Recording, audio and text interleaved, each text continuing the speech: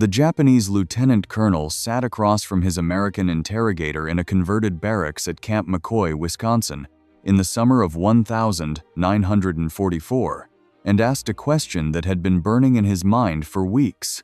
Why, he wanted to know, were the guards giving them chocolate? Why were they allowed to play baseball in the afternoons?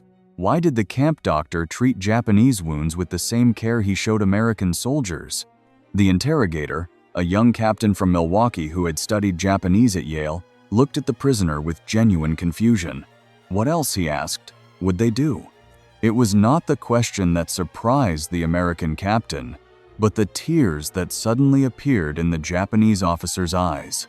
Here was a man who had commanded hundreds of soldiers in the Philippines, who had been trained since childhood to show no emotion, who believed that surrender meant a shame worse than death, and he was crying over chocolate bars and medical care. The captain offered him a handkerchief, another small kindness that seemed to break something fundamental in the prisoner's understanding of the world. The journey to this moment had begun months earlier, in the humid darkness of a Philippine cave where Lieutenant Colonel Sakamoto had hidden with the remnants of his battalion. They had run out of rice 2 weeks before. The water was contaminated. Men were dying of fever and infected wounds. When the American patrol found them, Sakamoto had tried to use his last grenade to kill himself and take some of the enemy with him, but his sergeant, delirious with malaria, had knocked it from his hand. The shame of capture alive was supposed to be unbearable. His family would disown him. His name would be erased from the village records. He was already dead to Japan. The American soldiers who found them had approached carefully, their rifles ready but not aimed. One of them, a corporal from Texas with sunburned arms and a gap between his front teeth, had pulled out his canteen and offered it to the sergeant who was barely conscious. The water was clean and cool. It tasted like mercy, though Sakamoto would not have used that word then. He expected to be shot after they were no longer useful for information. That was what his training manual said the Americans would do. That was what honor demanded. But the shooting never came. Instead, they were given medical treatment at a field hospital where American nurses cleaned their wounds with the same gentle efficiency they showed the American wounded lying in adjacent beds. The antiseptic stung, but the bandages were clean and white. A doctor, speaking through an interpreter, explained which pills to take and when. The Japanese soldiers looked at each other with confusion that bordered on panic. This was not the brutal enemy they had been told about since elementary school. These were not the demons who would torture them for information and then discard them like garbage. The transport ship that carried them across the Pacific was another contradiction. They were prisoners, yes, kept below deck in secured areas, but they were fed the same rations as the American sailors: Spam and crackers, canned peaches in heavy syrup, coffee that was bitter but hot.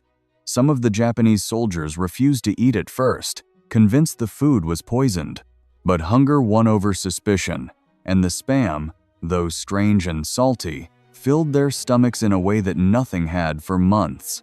The ship's doctor came twice a day to check on the sick. An American sailor, barely out of his teens, taught some of the younger Japanese prisoners to play poker with cigarettes as currency. It was not the kindness that disturbed them most, but the casual nature of it. The Americans did not seem to be making a special effort to treat them well. This was simply how they operated. When a Japanese private developed appendicitis during the voyage, he was rushed to surgery with the same urgency as if he had been one of their own. The surgeon, they learned later, had worked through the night to save him. Why? The Japanese soldiers whispered among themselves in the dark hold of the ship. What did the Americans gain from this? Camp McCoy stretched across thousands of acres of Wisconsin countryside, far from any ocean, far from Japan, far from everything they had ever known. The train that brought them from the coast had passed through landscapes that seemed impossible in their vastness.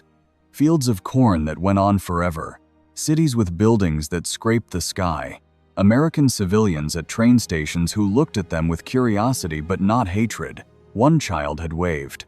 A Japanese corporal had instinctively waved back, then pulled his hand down in horror at his own response. The camp itself was a small city of wooden barracks surrounded by barbed wire and guard towers. But inside the wire, there was an entire world. A hospital with real beds and white sheets. A library with books in English and, surprisingly, some in Japanese. A recreation hall where they could play shogi and go. A baseball diamond where former enemies now argued about balls and strikes. The guards watched from the towers, their rifles present but not threatening. They smoked cigarettes and told jokes to each other. Sometimes they shared their cigarettes with prisoners who worked on maintenance crews. The food was abundant beyond imagination. 3 meals a day, every day, without fail. Bread and butter for breakfast with eggs and coffee. Sandwiches for lunch with apples or oranges. Meat and potatoes for dinner with vegetables and dessert.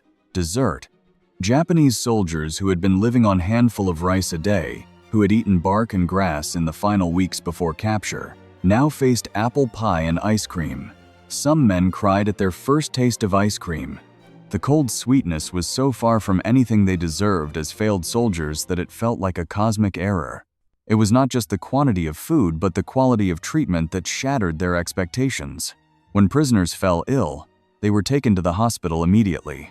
When they complained about the cold Wisconsin winter, they were given additional blankets and warmer coats. When they requested materials to build a small shrine for Buddhist ceremonies, the camp commander approved it without hesitation. They were allowed to hold funeral services for those who died of wounds or illness, complete with traditional rites as best they could manage with available materials.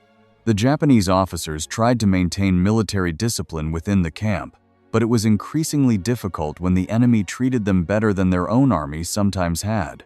Private Yamamoto from a farming village in Kyushu had never eaten 3 full meals a day in his life until he became an American prisoner. Sergeant Tanaka from Tokyo had infected teeth that had pained him for years.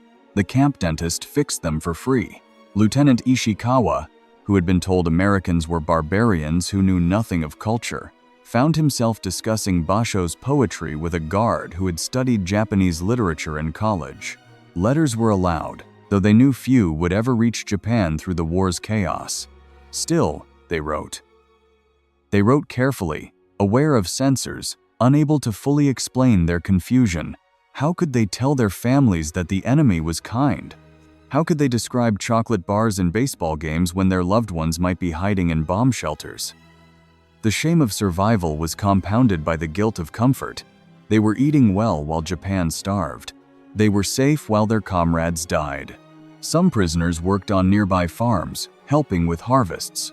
The American farmers, many of German descent, treated them like any other farmhands. They ate lunch at the same tables. They shared water from the same cups.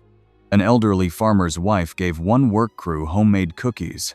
The Japanese soldiers stood in the field, holding warm cookies, trying to reconcile this moment with everything they had been taught about racial hierarchy and American barbarism. The cookies tasted of butter and sugar and cognitive dissonance.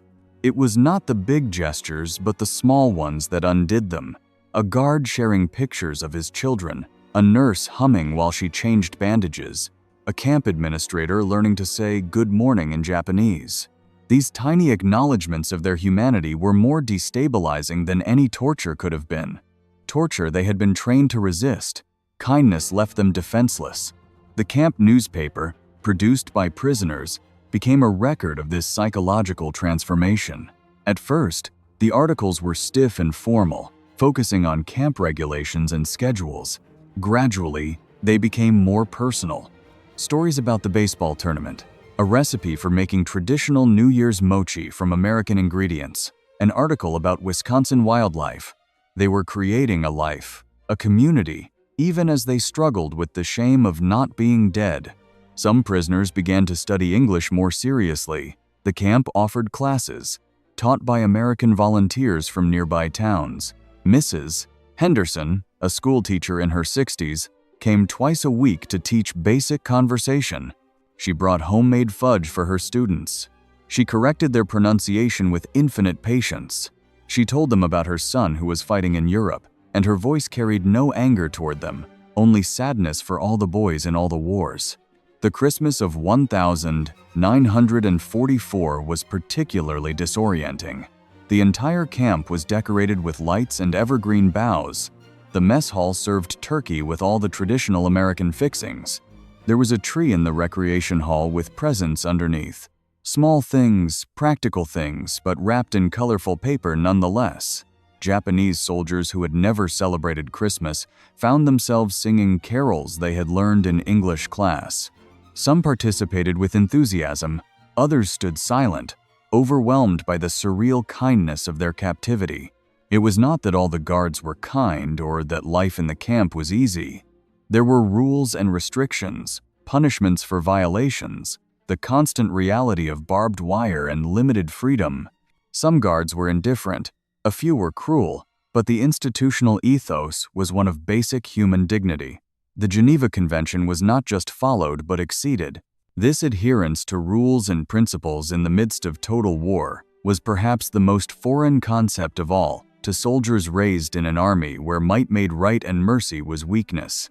Lieutenant Colonel Sakamoto was not the only one who asked why. The question echoed through the barracks at night, in the shower rooms, on the baseball field. Why were they being treated this way? Some prisoners constructed elaborate theories. It was propaganda, meant to weaken Japanese resolve. It was strategy, to extract information through kindness rather than torture. It was American wealth, so abundant they could afford to waste it on enemies. But none of these explanations satisfied the emotional truth of a guard offering a cigarette and a light, of a doctor staying late to check on a patient, of a cook making special rice because he knew the prisoners missed it. The real answer was simpler and more complex than any theory. The Americans treated them well because that was what the Americans believed they should do. It was not strategy or propaganda, but principle. This was more disturbing than cruelty would have been. Cruelty would have confirmed their worldview. Kindness forced them to question everything. Some prisoners began to experience a psychological split. They remained loyal to Japan, to the emperor, to their families, but they could no longer maintain the hatred they had been taught. The enemy had a face now, and it was often smiling. The enemy had a name, Tom, or Bill, or Frank, and he asked about their families. The enemy shared his chocolate and taught them baseball and fixed their teeth. How could they reconcile this with the warrior code that demanded they see the enemy as less than human? The camp library became a refuge for those struggling with these questions. Books in Japanese were limited but precious. They read and reread classics, finding new meanings in old texts. Some discovered American books in translation. They read Twain and Whitman, trying to understand this country that could produce both devastating military might and unexpected gentleness. The librarian, a soft-spoken man from Minnesota, ordered new books whenever possible. He learned enough Japanese to recommend titles. He created a space where former enemies could exist temporarily as simply readers, united in the quiet companionship of books. Work details took prisoners into the surrounding countryside. They saw American abundance that defied imagination.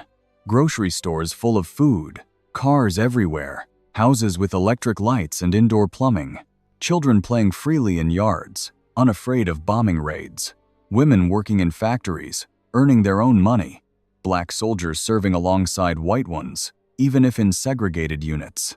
Nothing was as they had been taught. America was not weak from diversity and democracy. It was strong, so strong it could afford to be kind to its enemies. The war ended in August 1945 with news of the atomic bombs and Japan's surrender. The prisoners listened to the emperor's voice on the radio, telling them to bear the unbearable. But what was unbearable? The defeat they had been taught to fear above all else, or the kindness that had shown them their enemies were human? Many wept, but their tears were complicated. Relief that the war was over, grief for Japan's suffering, shame at their own survival, gratitude they could barely acknowledge for their captors' humanity. Repatriation took months to organize. In that time, something shifted in the camp. The prisoners were no longer enemies, but displaced persons waiting to go home. Some guards and prisoners exchanged addresses. Promises were made to write, though few knew if such correspondence would be possible in the uncertain future. The camp doctor gave medical records to those with chronic conditions, carefully translated instructions for future care. The librarian let prisoners take books with them. Mrs. Henderson hugged her English students goodbye. The ship that took them back across the Pacific was different from the one that had brought them. They were passengers now, not prisoners. They ate in the same mess as the crew. They could walk on deck and feel the ocean air. They were going home, but home to what? To families who thought them dead or worse than dead? To a country devastated by bombing and defeat? To explaining the inexplicable, that they had been treated with dignity by an enemy they had been taught to despise? Lieutenant Colonel Sakamoto stood at the rail, watching the ocean pass. In his pocket was a letter from the interrogator captain, wishing him well and hoping that someday their countries could be friends. It seemed impossible, but then everything about the last year had seemed impossible. The chocolate, the baseball, the medical care, the simple daily kindness that had slowly, inexorably, changed something fundamental in how he understood the world. It was not the imprisonment that had broken them, but the humanity. They had been prepared for torture and found instead a peculiar form of liberation. They had expected to be treated as they would have treated captured enemies and discovered instead a different way of being. The guards who had given them chocolate and cigarettes, who had taught them English and baseball, who had treated their wounds and respected their humanity, had won a victory more complete than any military triumph. Years later, many former prisoners would struggle to explain their experience. How could they tell their children about American kindness when teaching them about the war? How could they reconcile gratitude with patriotism? Some never spoke of it. Others became quiet advocates for reconciliation. A few wrote memoirs trying to capture the confusion and transformation of those years. All carried with them the memory of a time when their enemies had refused to be enemies, when humanity had triumphed over hatred in the most unlikely of places. The camp at McCoy closed soon after the war, returning to its original purpose as a training facility for American soldiers. The barracks were torn down or repurposed. The baseball diamond grew over with grass. But for thousands of Japanese soldiers, it remained a place where their understanding of the world had fundamentally changed. They had arrived as warriors trained for death and left as men who had experienced an incomprehensible mercy. It was not the food that stayed with them most vividly, though the abundance had been overwhelming. It was not the medical care, though it had saved many lives. It was not even the freedom to practice their culture and maintain their dignity.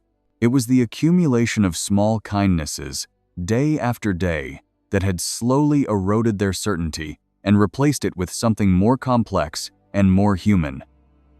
The guard who learned their names, the doctor who sat with the dying, the teacher who brought fudge, the librarian who ordered books, the cook who made rice, the captain who offered a handkerchief to a crying colonel.